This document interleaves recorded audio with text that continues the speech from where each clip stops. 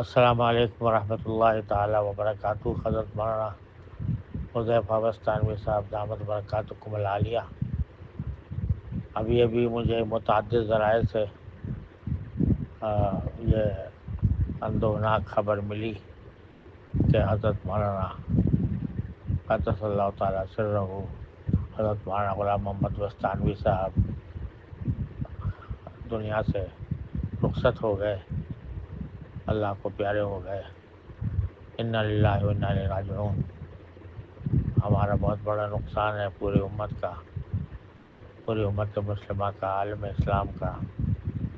اللہ تبارک و تعالیٰ اپنی رحمت سے ان کے مکمل مغفرت فرما کر ان کو درجات عالیہ جنت الفردوس میں عطا فرمائے، ان کی خدمات کو قبول فرمائے، اور اللہ تبارک و تعالیٰ ان کے درجات بلند فرما کر آپ حضرات کو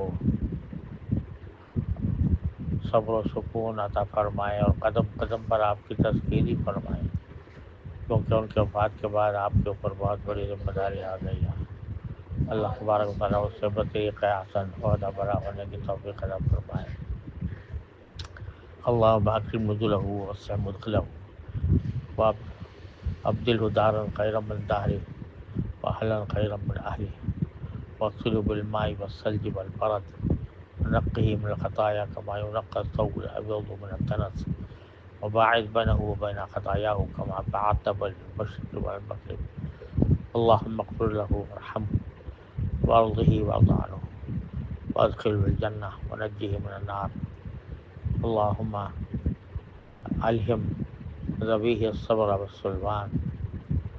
اللہ تعالیٰ آپ کے قدم قدم پر تذکیری فرمائے اور اس مشکل وقت میں آپ کو استقامت، صبر اور حکمت کے ساتھ معاملات کو چلانے کی توفیق عطا فرمائے۔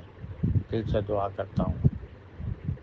انا للہ و انا الیہ راجعون کی کثرت کرنا چاہیے، انشاءاللہ اس سے صبر و سکون بھی ہوگا اور اللہ تعالیٰ کی طرف سے توفیق بھی ہوگی۔ السلام علیکم ورحمۃ اللہ تعالیٰ وبرکاتہ۔